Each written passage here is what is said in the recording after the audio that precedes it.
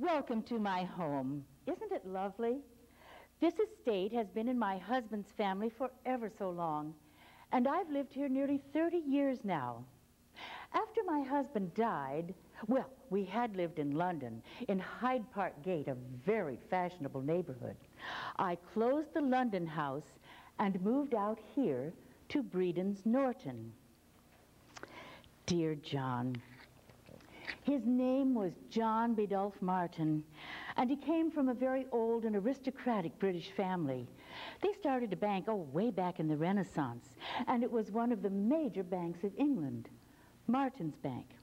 Anyway, when I first arrived in London, I made a speech at St. James Hall in Piccadilly. It was called The Human Body, the Temple of God. John was in the audience.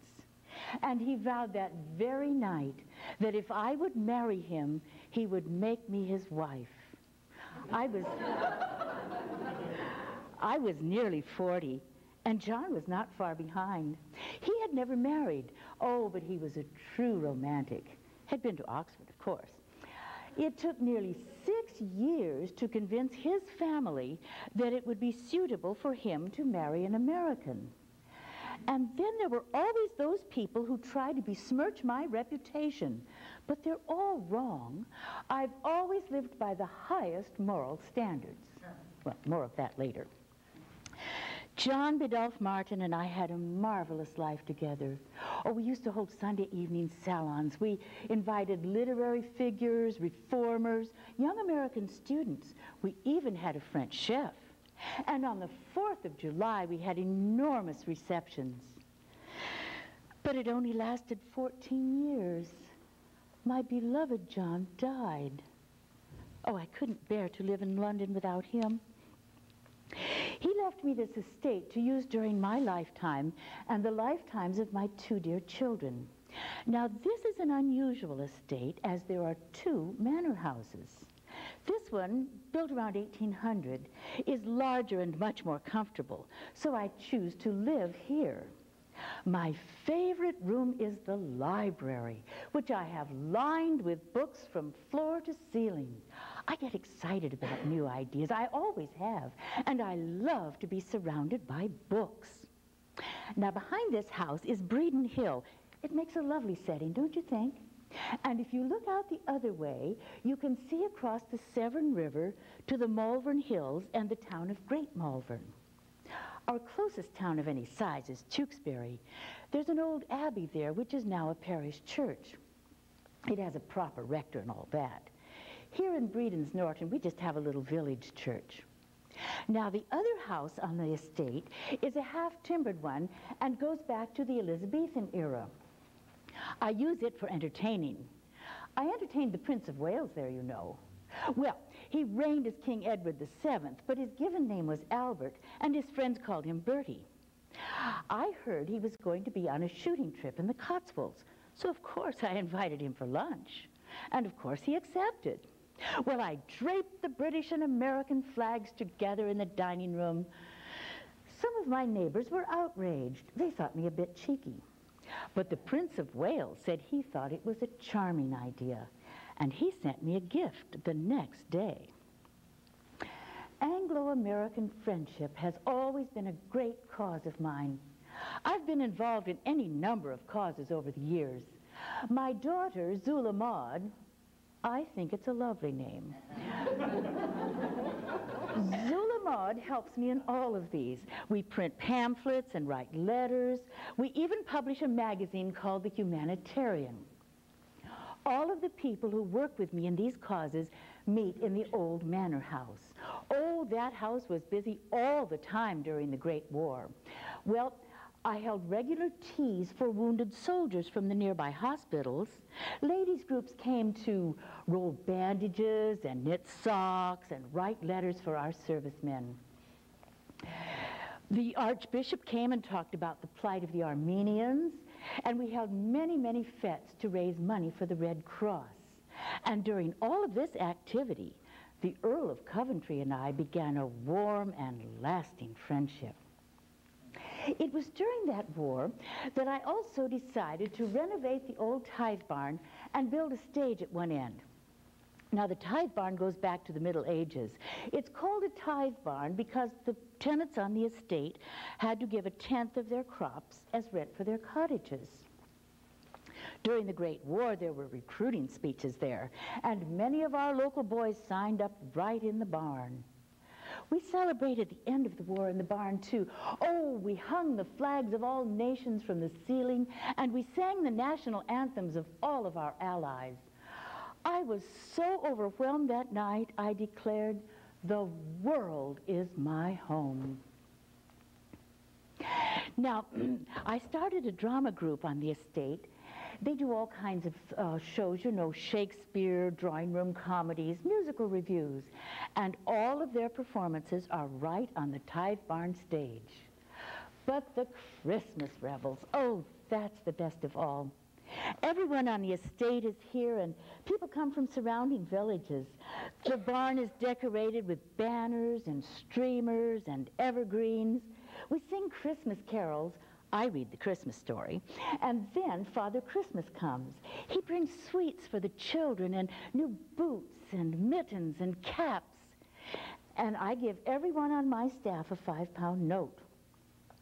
Then the theater group puts on a Christmas pantomime. You know, the kind where the female comic is always played by a man?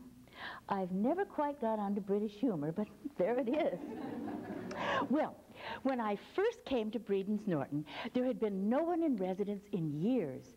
There was much to be done, so I plunged right in. Now, they say that Queen Boadicea laid out the roads in the village way back in the 400s. Well, I had the roads paved, and I installed street lighting, too. There was a farm plot that wasn't being used, so I turned it into an agricultural school for young women. I called it Bredon's Norton College. Well, whoever said only men could be farmers? Some of the cottages needed new roofs, so I contracted to have that done. The village school had fallen into disrepair, so I had it restored. Now, as I said, I get excited about new ideas. I had just read about the new Froebel kindergarten system. Children don't just sit in rows and listen to the teacher. They wear comfortable clothing and have physical education, and they learn by doing. Oh, I told the school committee all about it. They were too stodgy to understand, and it was obvious I would have to do it myself.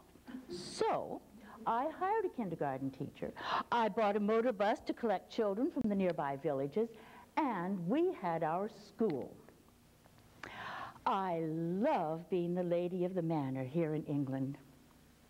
You know, on my 87th birthday, the Reverend Webb, he's our local vicar, presented me with an illuminated album in which every resident on the estate had inscribed his name to the Lady of the Manor. And yet, deep down, I am, always have been, and always will be an American. A group formed to purchase and restore Sulgrave Manor. That's the home of George Washington's family here in England. Well, I was one of the first to join that, and I gave 1,000 pounds straight away. They put me on the board of Sulgrave Manor after that, and you can be sure I made the most of it. I was very concerned that my country join in the Great War. The British and the French needed our help. I wrote a letter to President Wilson. I said, "Why is the American flag not in shop windows here along with the flags of all of the Allies?" When we finally did join in the war, it was with great pride I flew the stars and stripes over Bredon's Norton. You know, I also told the president about my idea for a Parliament of Nations. Of course, he took credit for the League of Nations. But I had proposed a constitution for the United States of the world clear back in 1870. Now, there's a plaque honoring my work for Anglo-American friendship right in Tewkesbury Abbey. When I came to the manor, it was needing a lift, and I saw a place to use all my gifts, a school for the children and a college for the women, and the tithe barn stage for all our village doings. Gifts, gifts, I gave what I could give, and I'll bask in the glory as long as I live. I'm the lady of the manor, and it suits me to a T. I'm the lady of the manor, and I love the glory.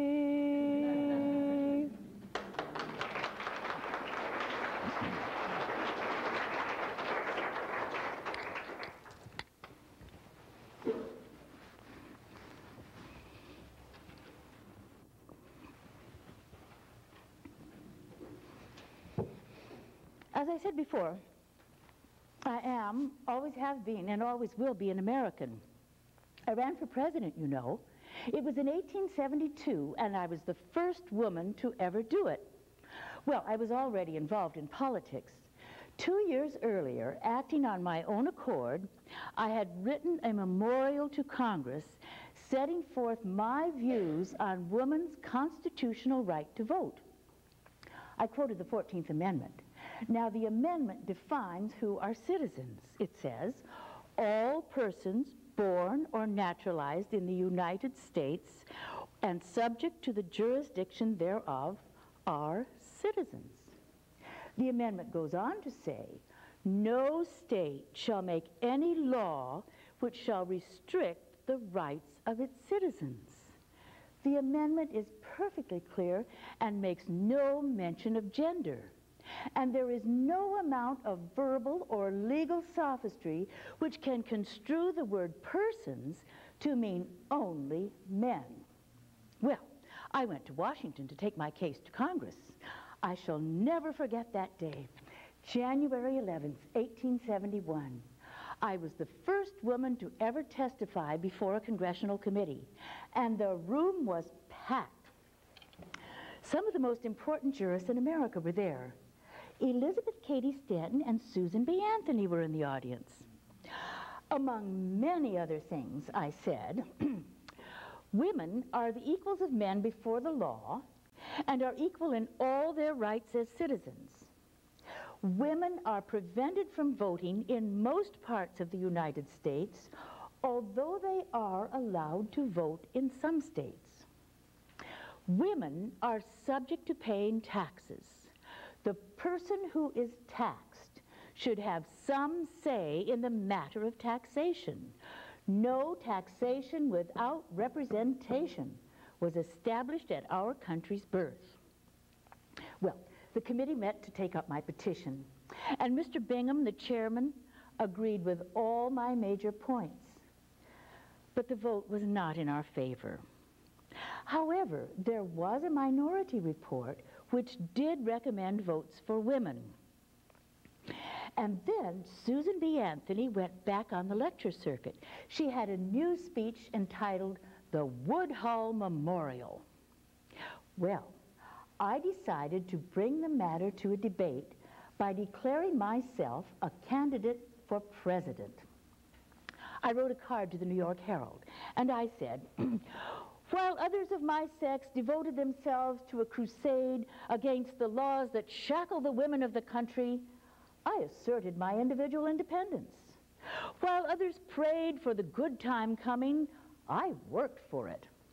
While others argued the equality of woman and man, I proved it by successfully engaging in business.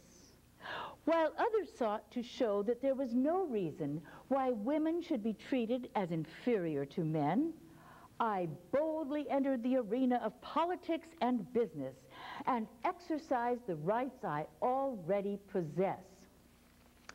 I therefore claim the right to speak for the unenfranchised women of this country. I hereby declare myself a candidate for President of the United States. Now, I'm well aware that this announcement may bring forth more ridicule than enthusiasm. But this is an exciting epoch in which we live, and things change rapidly. What may appear absurd one day will take a serious aspect tomorrow. I am perfectly content to wait until my announcement shall meet the calm consideration of both the press and the public. Now, because I am a woman, I anticipate criticism, but I hope that my sincerity will not be called into question. I have, of my own accord, put myself in nomination for President of the United States, and I have the energy, the enthusiasm, and the means to follow this through to the end. I'm here to inform you I'll be your president. Yonder in the White House I'll be the resident. Because I am a woman, I know there'll be some spite, but I'll fight for the office with all my might. Now you might expect that the editor of the Herald would answer my card, and answer he did. He said, and I quote, Mrs. Woodhull is imbued with at least one sensible idea, the fitness of the person running for office. Mrs. Woodhull offers herself in apparent good faith as a candidate, and perhaps has a remote impression that she might be elected. The public mind is not yet educated to universal women's rights. At present, man, in his affection for the weaker sex, is willing to grant her any number of privileges. But beyond that stage, he pauses, because there seems to him to be something which is unnatural in permitting her to share the turmoil, the excitement, and the competition for the glory of governing. Well, Mrs. Stanton and Miss Anthony invited me to come to the upcoming women's conference to be held at Apollo Hall in New York. Mrs. Stanton wrote, I read your journal. She was referring to the newspaper that my sister and I publish, Woodhull and Claflin's Weekly. I read your journal with great interest. It is the ablest women's journal we have had yet, covering as it does all the great issues of our time. Well, we did cover big issues like divorce and free love. We even attacked the fashions. I said, calves, hips, and breasts are padded to make the form more deceptively voluptuous and thereby appeal to the passions of men. I wrote an editorial on prostitution in which I recommended licenses and regular visits from medical men. I said, this is not authorizing sin by statute. It is merely recognizing sociological facts. Well, I did go to the Women's Convention. The press called it the Woodhull Convention after hearing my great secession speech. And yet, men deny women the first and most basic right of citizenship, the right to vote. Under such unwarranted tyranny, what is there left for women to do but to become the mothers of the future government? We have pled, we have petitioned, and we have begged, and we have failed. But we will fail no longer. We will say no longer by your leave. We declare here and now what we will do if the very next Congress of the United States does not grant women all of the rights of citizenship, including the right to vote. We will proceed to call a new convention and frame a new constitution to form a new government. We will overthrow this bogus republic. We mean treason. We mean secession, and on a much grander scale than was that of the South. We are plotting revolution.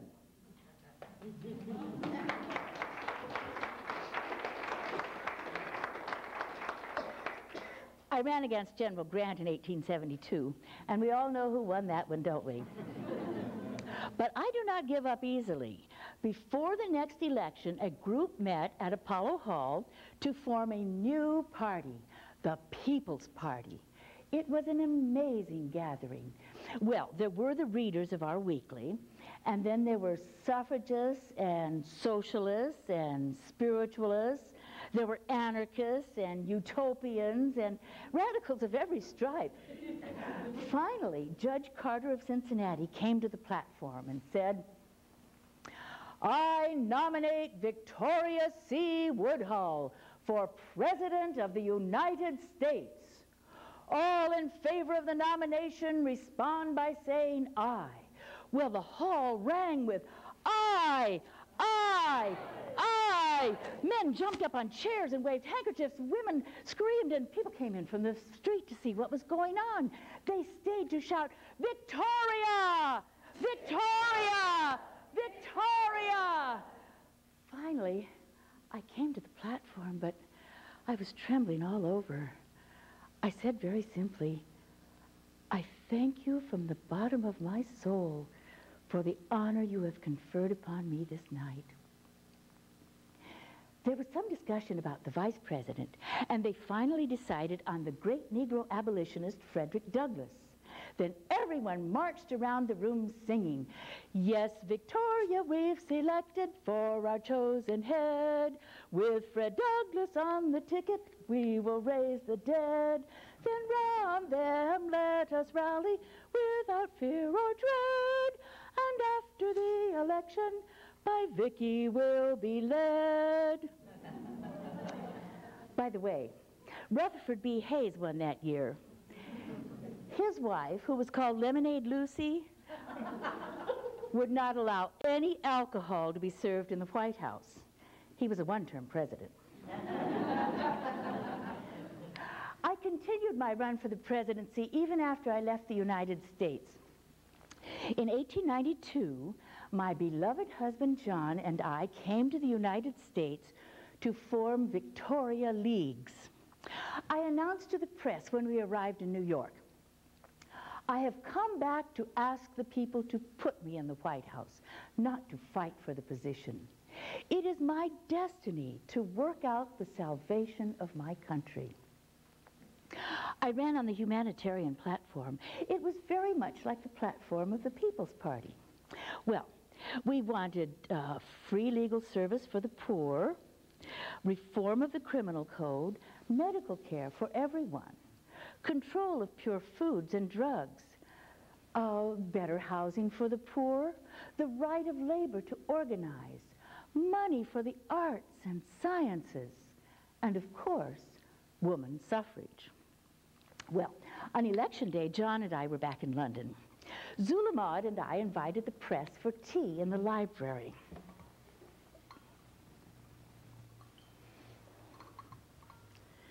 Mrs. Woodhull, have you been following the election returns? Oh, indeed I have, and with great interest.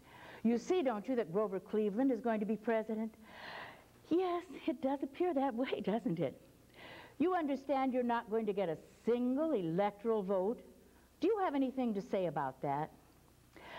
Well, to be perfectly frank, I hardly expected to win. The truth is, I am too many years ahead of this age. But one day there will be a woman president.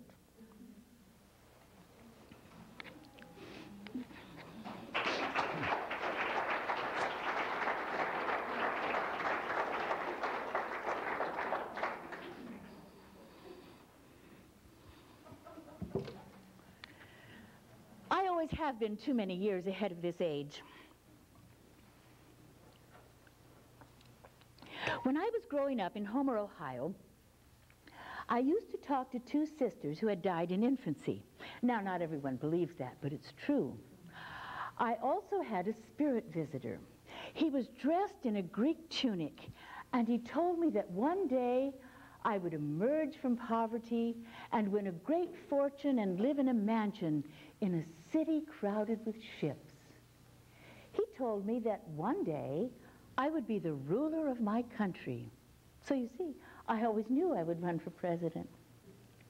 Now my parents, Buck and Roxana Claflin, had 10 children, and I was the 7th. My younger sister, Tennessee, well, her name was Tennessee, but we called her Tenny. She understood supernatural things too. Father left his job as postmaster in Homer, and the whole family went on the road as a traveling medicine show. Oh, we held seances and told fortunes.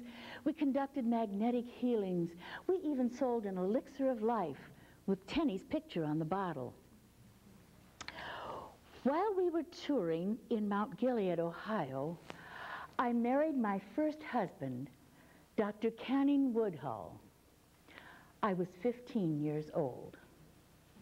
11 months later in Chicago on New Year's Eve, I gave birth to our son Byron. And 7 years later, Zula Maud was born. Byron had a terrible fall when he was only 2, and he's been severely retarded ever since. Some people thought I should put him in a home, but I couldn't. Byron is still with me right here in the manor house. You know, one day, some tradesmen were making fun of the way he talks, and they were dismissed immediately. Anyway, there I was, barely 20 years old, a matron with 2 small children. Well, Dr. Woodhull's income was good enough, but there was never enough to do anything interesting. And he did have a drinking problem. Well, some people said that was my fault, but you know how people talk.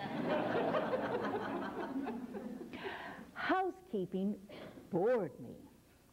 My childhood visions were getting lost. Well, when the Civil War was over, all of the Woodhulls and Claflins moved to St. Louis. And it was there I met a Civil War veteran.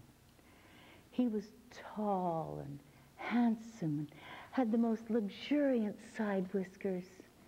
His name was Colonel James Blood. He was kindly and gallant and had a military bearing. Everyone liked him. Even Dr. Woodhull liked him. Now, Colonel Blood understood me. He was a spiritualist too and believed in reincarnation. He was a socialist and believed in paper money. And he believed in free love. Now, in those days, sex was considered shameful. Colonel Blood taught me that it was a right and a rapture.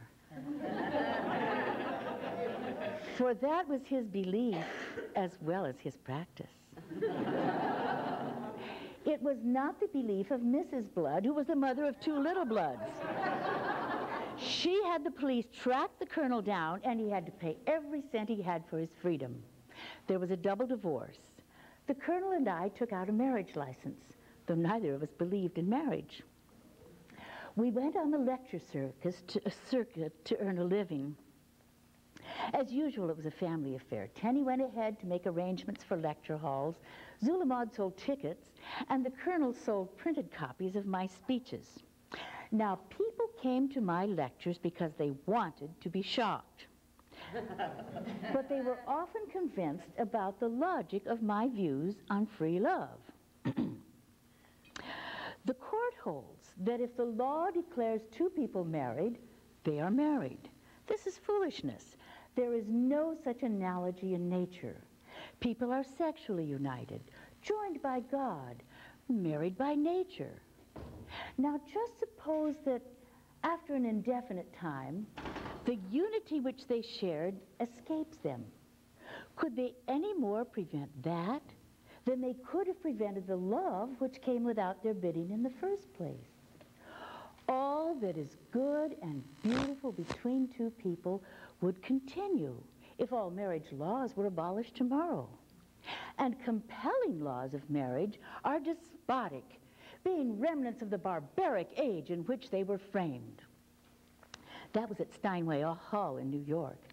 Before that, no one had dared talk about sex in public. And now I travel the country, and from the finest lecture halls, I tell the truth about sexuality. Are you a free lover? Someone would always ask. Yes, I am a free lover. I have a natural, constitutional, and inalienable right to love whom I may, to love for as long or as short a period as I can, to change my love every day if I choose. And neither you nor any law you can frame have any right to interfere. This is Colonel Blood. This is my lover. But if I should cease to love him, I would leave him, though I trust that may never be. A free lover, yes, that's what I am. I'll only consort for love. This is my lover, I do adore him. I trust that may always be. But if our love ends, I'll leave him right off and go my separate way. Law cannot compel two people to love, so follow where your heart leads. Well, while we were touring in Pittsburgh, my spirit visitor came back. He was dressed in his Greek tunic, and he wrote his name on the table, Demosthenes. He commanded me to go to New York and find a house at number 17 Great Jones Street, which would be ready for me. Well, I hurried to New York, a city crowded with ships. I found the house at 17 Great Jones Street. The rooms, the halls, the stairs, the furniture were all just as they had been in my vision. I went into the library and picked up a book, The Orations of Demosthenes. And that is how the whole family got to New York City. Now, Commodore Vanderbilt was at the height of his financial power then. He was the richest man in America. The Commodore also believed in seances and fortune-telling, so Father took Tenny to meet him. The Commodore saw anybody who came to call, and it was easy to get an audience. Now, magnetic healers are supposed to give their clients energy through the laying on of hands. Tenny magnetized the Commodore during the most fruitful period of his life. He liked her well enough to propose marriage. Well, he was lonely after his first wife died. But his family would have none of it. And he ended up marrying, a distant cousin.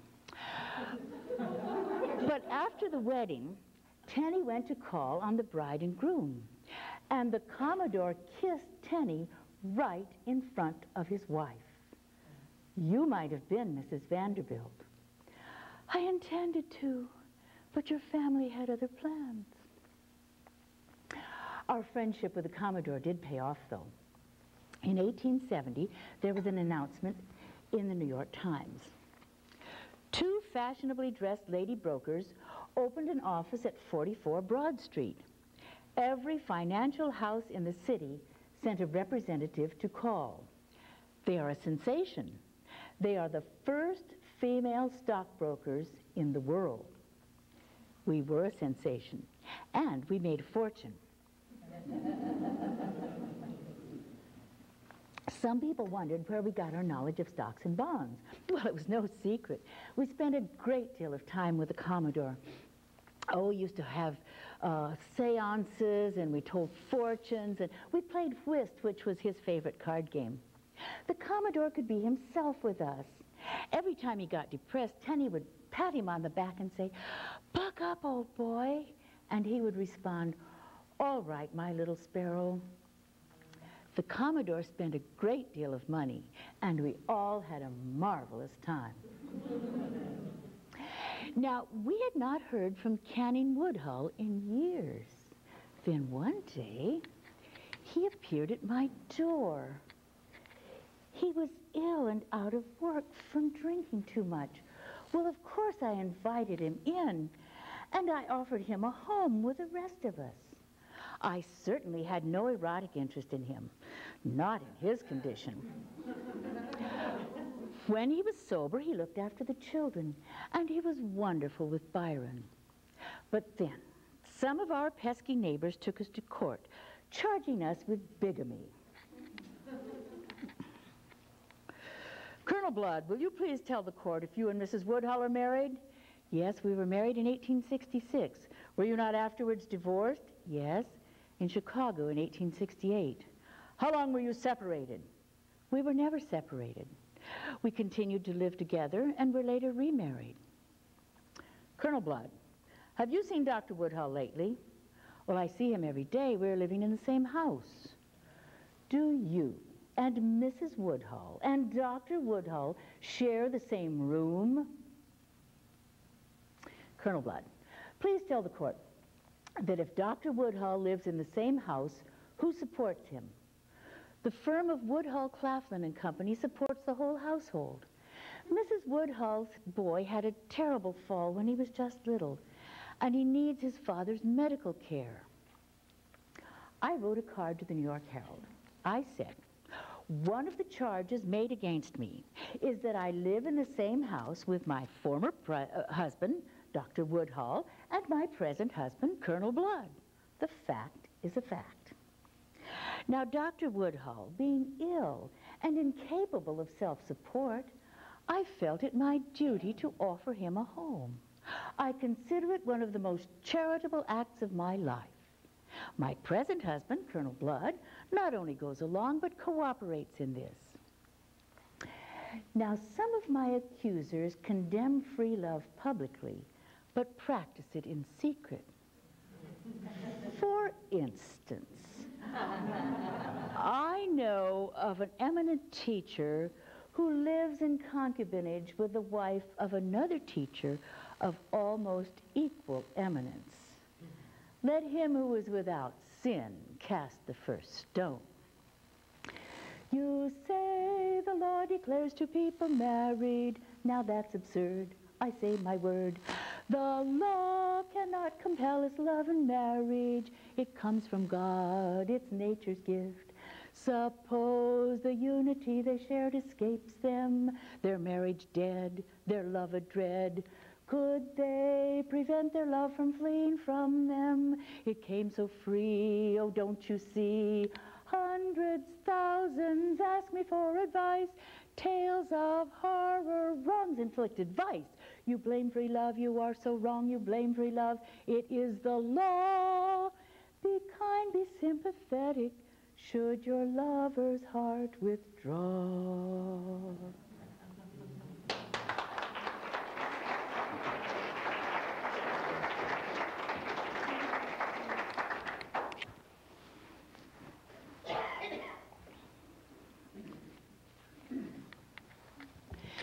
It was not long before one of those teachers of eminence came to call. The day after my card appeared in the Herald, Theodore Tilton came to see me. Now, Theodore Tilton had been an abolitionist. He was a friend of Abraham Lincoln's. He was a leader in the women's rights movement, and both Mrs. Stanton and Miss Anthony were devoted to him. Theodore was rich in friends, but poor in money. Now, he made his living by writing editorials for The Independent, a newspaper founded by Henry Ward Beecher. Theodore was married to Elizabeth Tilton. Oh, she was a pretty young thing.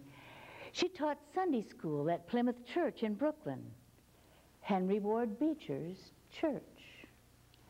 Henry Ward Beecher was magnificent.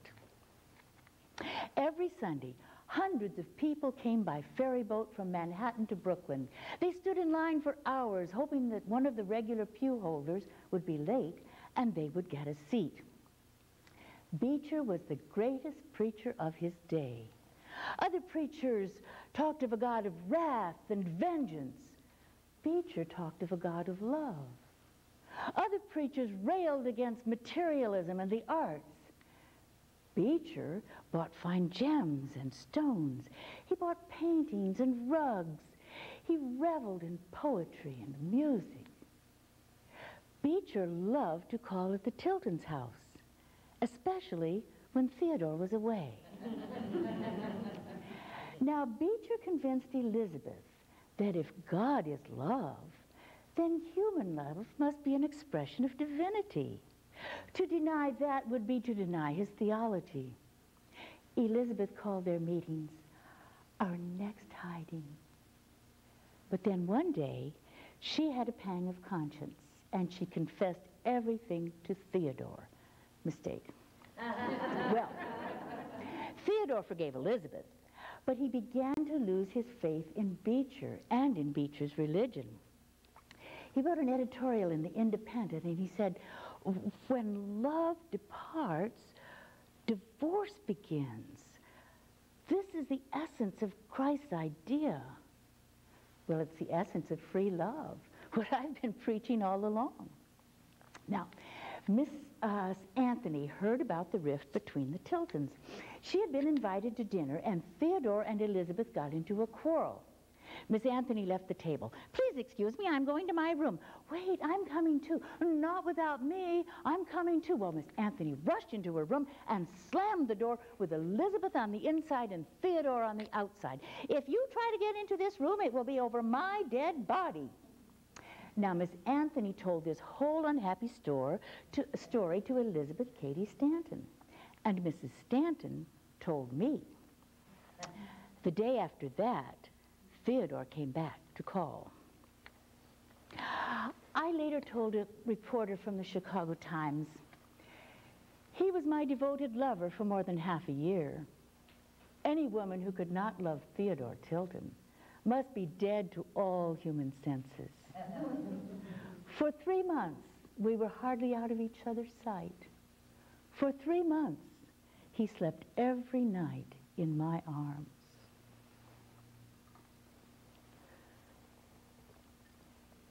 Now, about that time, Beecher's sisters, Catherine and Harriet Beecher Stowe, began to attack me in their paper, the Christian Union. I told Theodore that if these attacks did not stop, I would hold Henry Ward Beecher personally responsible. Theodore arranged that Beecher would come to my house following a meeting at his church. Well, I went to greet him at the door with both my hands outstretched, as is my custom. I invited him in to talk, and we talked of many things. We talked about marriage. Beecher said he considered marriage to be the grave of love. Beecher said that whenever he married a couple, he felt condemned. You haven't met Mrs. Beecher. But if he said these things in public, he would preach to empty seats. Now, I did not mind Beecher's liaison with Elizabeth. I thought it was wonderful that he acted on an enlightened view of morality. What I could not stand was his hypocrisy in preaching the old morality and living by the new. My people come by hundreds strong. They want to hear me tell of God's love. They've feared God's vengeance for so long. They long for mercy from above. I give them what they need.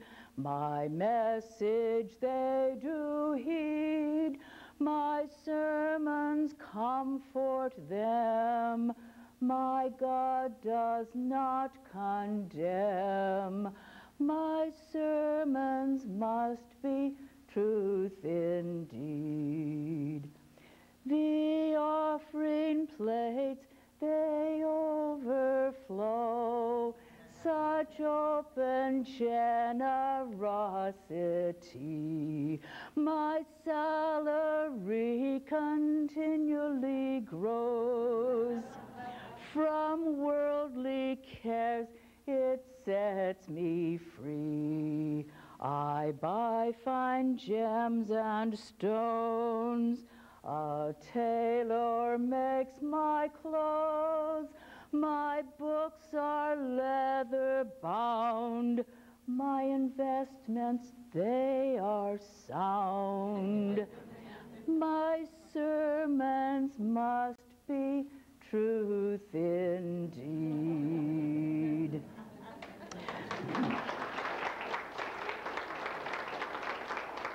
Mr. Beecher, I'm astonished. You really have me so confused. To moral codes your flock's admonished, but your own life is a ruse.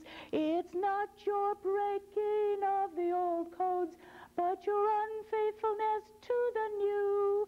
Why don't you admit what you believe, and from guilt your flock relieve? You're a hypocrite, Henry Ward. You're a hypocrite, Henry Ward. Why don't you admit what you believe, and from guilt your flock relieve? Now, every newspaper on the East Coast knew about the Beecher-Tilton affair, and no one dared touch it. Now that hypocrisy bothered me too. Tenny and I decided that we would break the story on the front page of Woodhull and Claflin's Weekly. Well, we thought the people had a right to know. And we knew a scoop when we saw it. The paper hit the streets in the morning with a headline that took half the front page. Beecher-Tilton affair. Mrs. Woodhull tells all.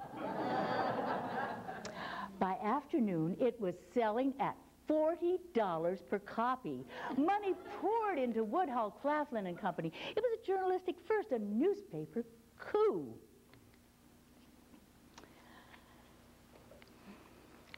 The next afternoon, we were arrested.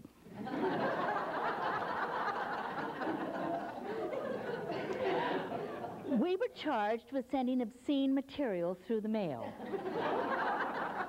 The Comstock law. All we had done was to report a story in our newspaper, and it was a true story. Trial after trial followed the Beecher-Tilton affair. There were so many trials, it was hard to know which one was for what. Mrs. Woodhull, why are you attacking this great man and trying to smear his reputation? I am not trying to smear his reputation. I admire Mr. Beecher. I think he's a wonderful man. Then why do you attack him in your paper, charging him with immorality? I am not charging him with what you call immorality. I applaud Mr. Beecher for acting on an enlightened view of morality. I charge him with being a hypocrite. Mrs. Woodhull, you say that you and Mr. Beecher were alone together for over 2 hours. Can you tell the court what you talked about? Well, we didn't talk about the weather all that time. You're a hypocrite, Henry Ward. Now, about that time, I was not feeling well. I needed surgery, but I could not afford it with all of our legal fees. I tried to continue on the lecture circuit to support the household, but I often had to cancel because of ill health. And then Colonel Blood and I had a falling out. I asked him to leave the house. I charged him with adultery. Well, it was the only legal ground for divorce, which just shows how silly marriage laws are. The future looked bleak. Then Commodore Vanderbilt died, and he left all of his money to his oldest son, William. Years before, the Commodore had promised Tenny and me that he would remember us in his will. He didn't even remember his other 8 children. And they went to court to try to contest the will. They wanted to prove that the Commodore was mentally unsound. Now, William did not want Tenny and me to testify in court that we had held seances and told fortunes with the Commodore.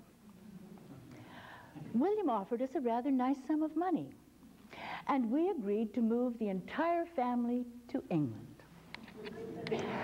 And this is where I met my beloved John. Now, shortly after John Biddulph Martin and I were married, Tenny met a fabulously wealthy baronet, Sir Francis Cook. Tenny told Sir Francis that his first wife's spirit had come to her and said that she should marry Sir Francis. Tenny soon became Lady Cook. You know, I love automobiles. I was one of the first people in the Cotswolds to own one. It's a great white Daimler, the same as driven by the Prince of Wales. I love to spin madly about the countryside. I also have a motorcycle with a sidecar. Whenever my driver won't go fast enough, I tap him on the shoulder and say, "What's the matter, young man? Get a move on this." I've had to sack any number of drivers because they would not drive fast enough. Well, I suppose I am getting old. I'm going to be 90 this year, but I do not intend to die. Death has never been in my plans. I sleep every night sitting up in this chair because maybe if I don't lie down, I won't die. So if you'll just excuse me, I'll get ready for the night. When I came to the manor, it was needing a lift, and I saw a place to use all my gifts. Gifts, gifts, I gave what I could give, and I'll bask in the glory as long as I live. I'm the lady of the manor, and it suits me to a T. I'm the lady of the manor, and I love the glory.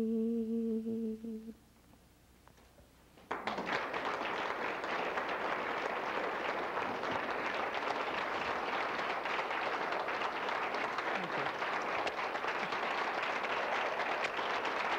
Thank you.